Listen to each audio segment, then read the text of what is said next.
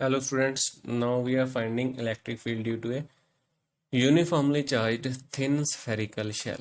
That means we are having a hollow spherical ball, thickness very negligible, small, and a charge is present and distributed uniformly all around on its surface. R is the radius. We want to find electric field due to this. Now there are three cases for which we can find the electric field. First case, when the observation point lies outside the shell. Second, when it lies on the shell, surface of the shell. Third case, when it is lying anywhere inside the interior of the shell. So we were going to discuss this one by one. So this is the first case when we find the field outside the shell. So in order to do that, we will consider the observation point P lying over here. The observation point P lies at distance small r from the center of the shell. So by considering O as a center, we will draw a Gaussian surface like this. So this is our Gaussian surface. We consider a small area element around the Gaussian surface. dA is the area vector. Charge is positive, so its electric field will also be directed in the same direction. So flux through the element d phi is equal to E dot dA, which will be equal to simply E dA into cos 0 or E into dA. Both are parallel. Okay. So what will be the total flux through the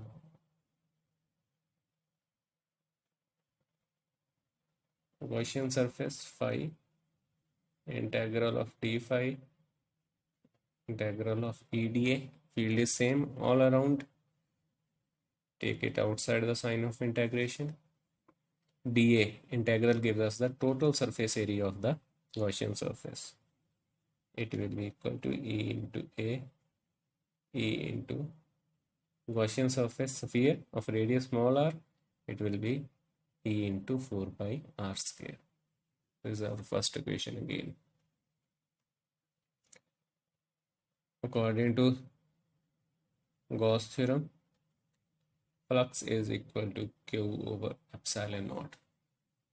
So if we compare these two, E into 4 pi r square becomes equal to Q over epsilon naught, or E is equal to 1 over 4 pi epsilon naught Q over r square. This is the equation for the electric field. You can see that it matches with the field due to a single point charge. Why this is so?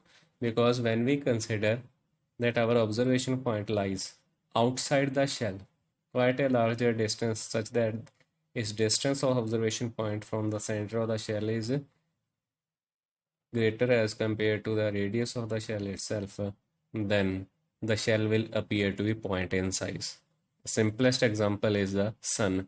We know that sun itself is very huge in volume, very huge in size, but when it is seen at a very far away distance, it appears just like a single small dot in the sky. So this was our first case. Second case,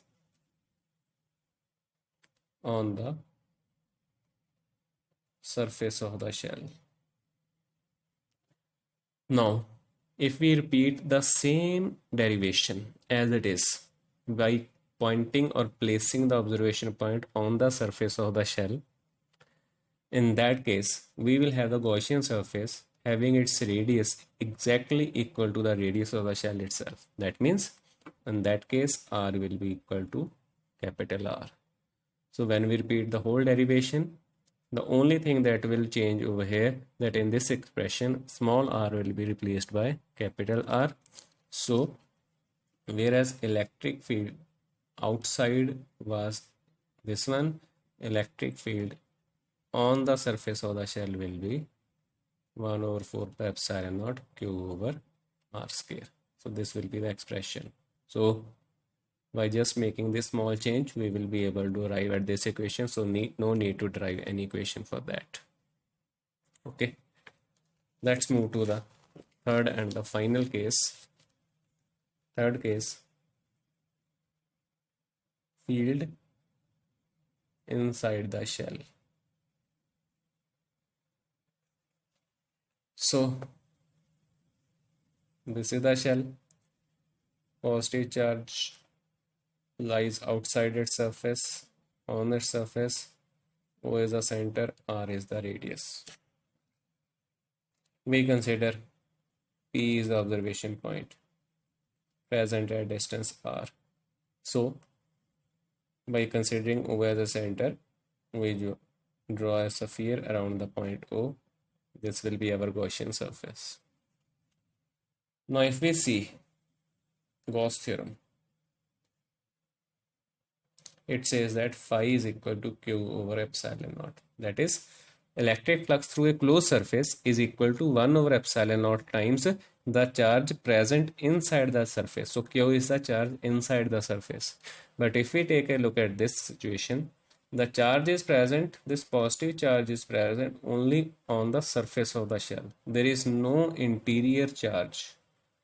So because there is no charge present inside the shell, or you can say there is no charge present in the Gaussian surface, so Q is equal to 0, phi is equal to 0.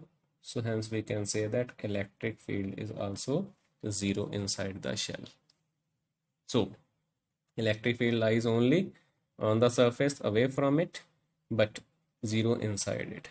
So if we draw a graphical variation of this field with the distance from the center, we can have this type of variation. This is the shell, this is the center. Shell I have drawn only to explain how the distance changes and it leads to change of the field. This is the point O. We draw perpendicular from this point. This is the field. This is the distance R. These are the extreme boundaries on the surface. So these distances are nothing but the radius of the shell.